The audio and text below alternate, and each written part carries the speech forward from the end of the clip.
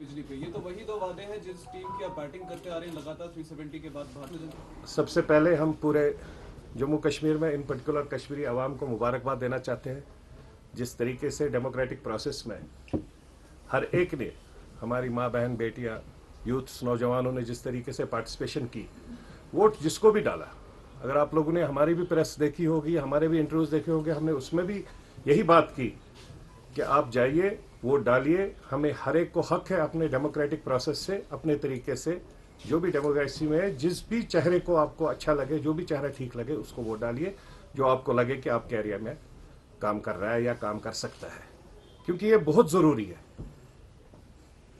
Democratic process को आगे बढ़ाना।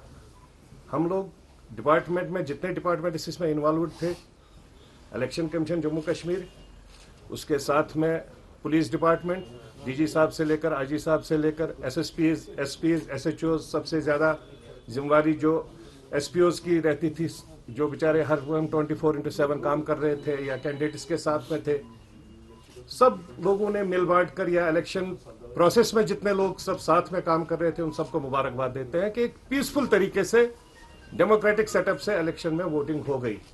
जिसको अच्छा लगा वो गया, उसने डाला, जिसको नहीं लगा उससे भी हम गुजारिश करेंगे फ्यूचर में जब भी इलेक्शन होगा। डीडीसी इलेक्शन जो था, डिस्ट्रिक्ट डेवलपमेंट काउंसिल इलेक्शंस थे, इश्यूज अलग है। 370 के बाद बहुत ऐसी पार्टीज हमारे साथ में, आप लोगों के साथ में भी बड़े बड़े इश्यूज लेकर आए थे, लेकिन ऑनेस्टली पिछले 10-12 साल से मैं डॉक्टर फारूक साहब को हर वक्त कहता हूं, राजीव फारूक अकार्ड में उन्होंने जो क्रिएशन ऑफ मिलिटेंसी उनकी वजह से हो गया। जहां बच्चे के हाथ में कलम होना चाहिए, वहां गन और पिस्टल उसके हाथ में मिला, पत्थर मिला बिकॉज ऑफ डॉक्टर फारूक। लेकिन आज मैं उनको, आप मीडिया के सामने खुलकर बोल रहा हूं, मैं उनको सल्यूट करता हूं। उनका जैसा कलाकार और आर्टिस्ट है नहीं कोई। 40-50 साल 370 पर उन्होंने राजनीति की, और आज भी जब 370 चला गया, उसको वापस लाने के लिए गुपकार को सामने रखा, गुपकार ही 370 को वापस लाएगा। जबकि आपको भी पता है, हमको भी पता है, 370 1950 में पार्लियामेंट से मिला, मेजॉरिटी ऑफ पार्लियामेंटेरियन जब ने सपोर्ट किया तो उस टाइम वो 370 मिला। जब चला गया वो भी पार्लियामेंट से गया, वापस भी आएगा, पार्लियामेंट से आएगा। लेकिन इनकी कलाकारी इतनी अच्छी है, इनको इतना अच्छा नब्ज पकड़ना आता है, पल्स ऑफ द पीपल जो इनको आता है, particularly in particular Kashmir valley में लोगों का पकड़ना, जिस तरीके से उन्होंने लोगों को वापस उसी के बीच में घुमाया। कहीं पर भी मैंने गुपकार का कोई साथी ये नहीं बोलते हुए देखा कि हम फ्लाईओवर बनाएंगे, हम रोड्स बनाएंगे, हम 5 स्टार होटल्स की फैसिलिटी देंगे, हम मेट्रोज देंगे, हम अनएम्प्लॉयड यूथ के लिए रोजगार देंगे। खाली 370 वापस लाएंगे और वो गुपकार लाएगा।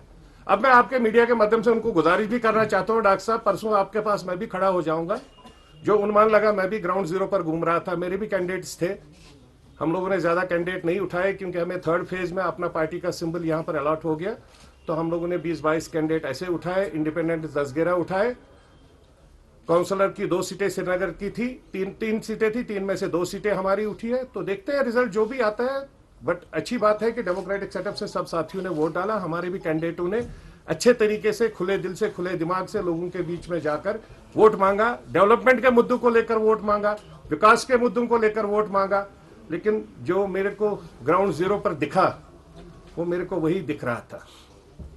और मैं गवर्नर साहब से गुजारिश, एलजी साहब से गुजारिश करना चाहता हूं, जो हमारी बिजली की यहाँ हालात है बहुत खराब है।